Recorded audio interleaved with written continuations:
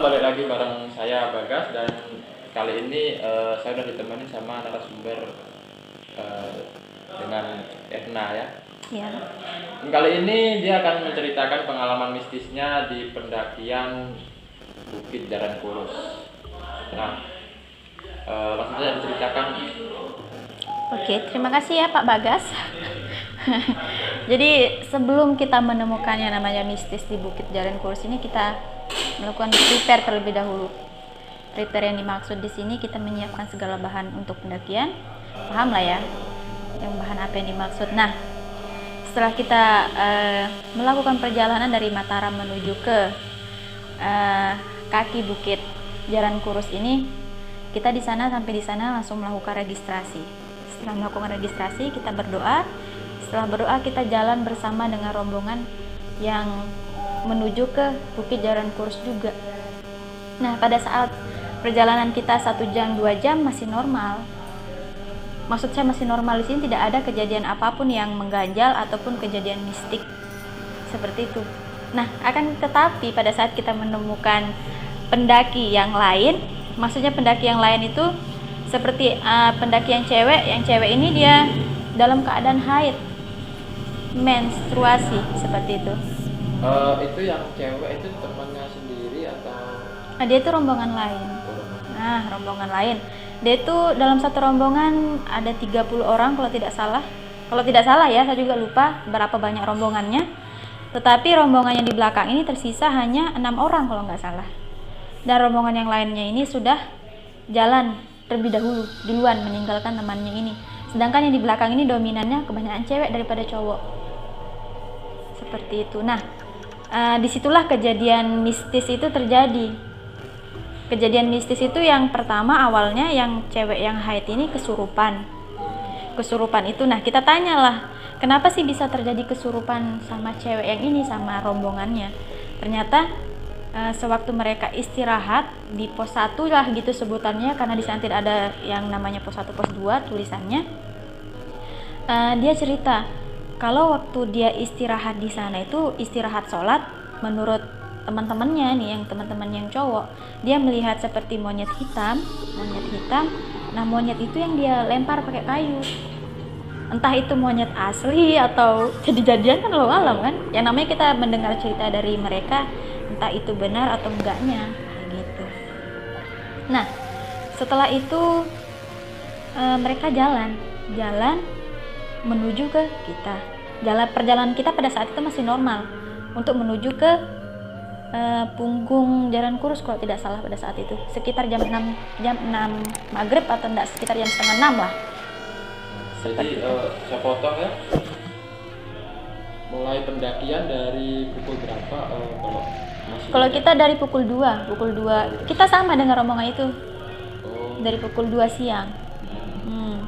Kita sama. Sebenarnya kan kalau normalnya kita sampai di punggungnya Bukit Jaran Kurus itu sekitar, kalau yang dibilang sama pengelolanya ya, sekitar 6 jam lah gitu. Kalau dari jam 2, 3, 4, 5, 6, 7, 8, jam 8 itu sebenarnya kita udah nyampe di atas gitu loh ya. Nah, terjadi kejadian mistis itu yang saya bilang waktu kita bertemu sama anak-anak yang ditinggal sama rombongannya ini sekitar jam setengah 6 itu. Kita singgah di bagian, kita nggak tahu itu pos 2 atau apa, yang penting kita singgah pada saat itu, pada saat maghrib itu kita mau singgah sholat. Di sana mereka memanggil dari belakang, manggil gitu, minta bantuan sama kita. Ya udah, jadi kita tungguin mereka pada saat itu, kita tungguin di sana. Nah, sampai di sanalah baru mereka ceritakan temannya mereka itu seperti ini. Oke, pada saat itu saya kayak memberikan arahan lah gitu ya sama mereka. Ya sudah, kalau kayak gitu biar grup saya yang mengcover kalian sampai di atas sebelah gitu kan, karena emang kebanyakan dominan mereka itu cewek, dan yang cewek ini rata-rata hanya 1 yang sehat kalau tidak salah. Oh, berarti waktu rombongan lain tuh ketemu sama rombongan Erna itu udah dalam kondisi kurang fit gitu. Udah kondisi mistis kayak gitu. Oke, setelah saya cover bersama tim saya, Oke, ada namanya Bagas. Bagas sebagai leader, navigator. Dan di belakangnya Bagas itu ada, kalau tidak salah, temennya dari anak-anak yang kesurupan ini, cowok. Di belakangnya Bagas sebagai leader. Nah, yang mengcover yang di belakang itu sebagai sweepernya itu teman saya dari tim saya yang namanya, kalau tidak salah, Romi. Berarti pada waktu itu rombongan lain gabung sama rombongan Erna gitu ya? Rombongan yang itu gabung bersama rombongan saya. Nah, pada saat anak-anak ini sudah bergabung dengan tim saya, kejadian mistis itu semakin mencekam malam itu. Itu sudah menuju jam 7 malam. Nah, ada rombongan dari belakang yang jalannya sekitar jam 4 sore bertemu sama kita yang berjalannya jam 2 siang. Dan dia bilang, oh ini perjalanannya masih singkat mbak, saya baru jalan jam sekian, saya sudah menyampe di atas, perjalanan saya cuma 3 jam, dia bilang kayak gitu kan. Jadinya kita mikir, kok kita berjalannya di sini-sini terus ya gitu, kok kita nggak nyampe-nyampe atas, sedangkan kita sudah melalui jalan ini dan kita lalui lagi kayak gitu. Nah, ada inisiatif dari salah satu teman saya namanya Edo,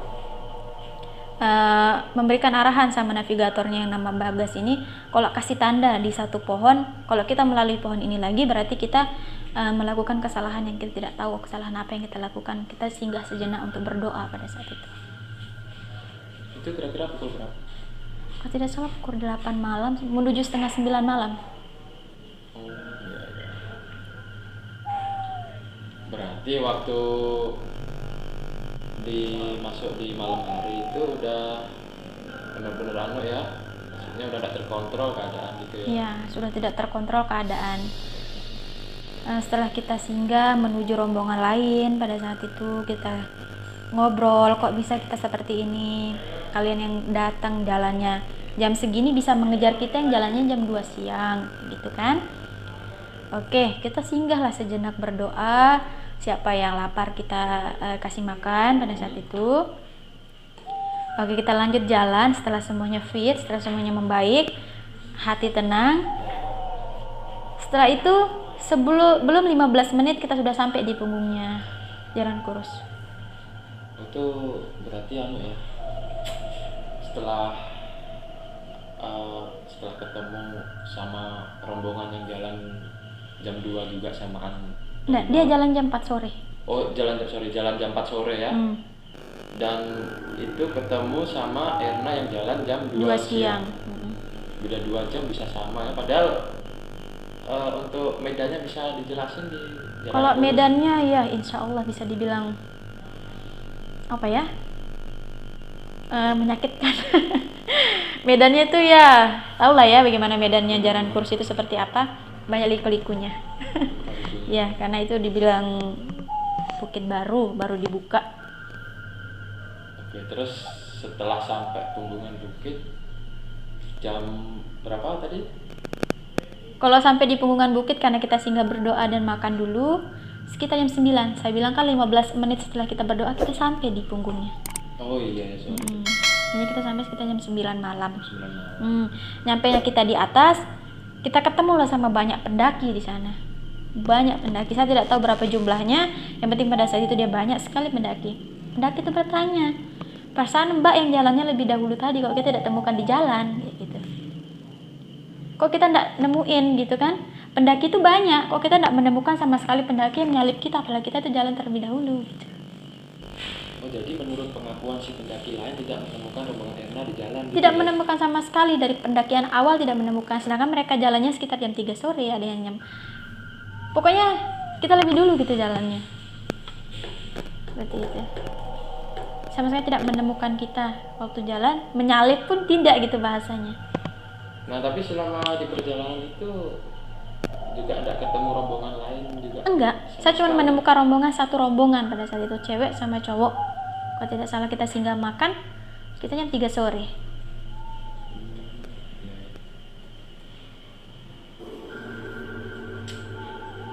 Terus berarti nyampe ketemu teman-teman rombongan lain udah jam berapa? Jam 9 malam. yang rombongan rombongan yang tidak ketemu di jalan. Iya, jam 9 malam semuanya berkumpul di punggung Bukit Jaran Kurus ini untuk menuju ke apa namanya? Ke top Jaran Kurus, topnya Jaran Kurus. Iya, ke summitnya. Kayak gitu. Terus. Nah, setelah sampai di sana, kita singgah menenangkan ini yang sering kesurupan ini, kita 2 orang.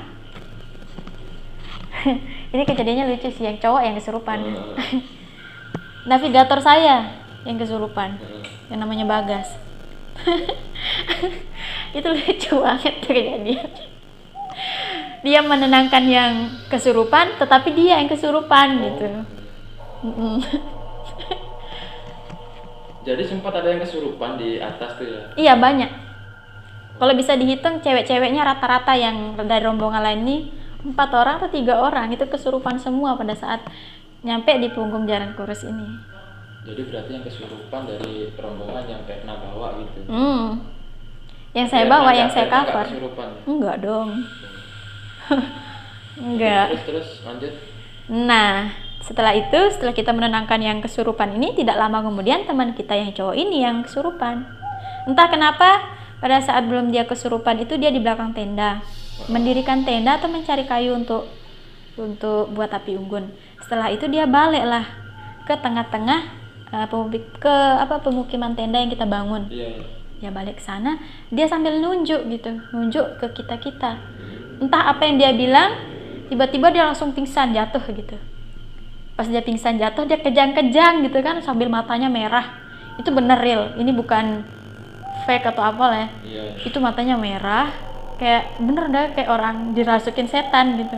Kita takutnya kan nanti kalau dia lari ke arah hutan, kita nggak bisa kejar dia yang lebih kencang larinya, ntar takutnya dia hilang gitu. Jadinya kita cover dia banyak teman, kita pegang lah dia sekuat mungkin gitu. Nah, sekitar jam 11 malam semuanya sudah makan malam dengan persediaan bekal yang kita bawa, karena yang rombongan ini tidak membawa logistik yang cukup. Logistik yang banyak ini dibawa sama rombongan dia yang lebih dahulu jalan gitu. Oh, berarti rombongan yang dari tim Erna tadi bawa nggak sama sekali bawa persiapan. Ada dia bawa logistik.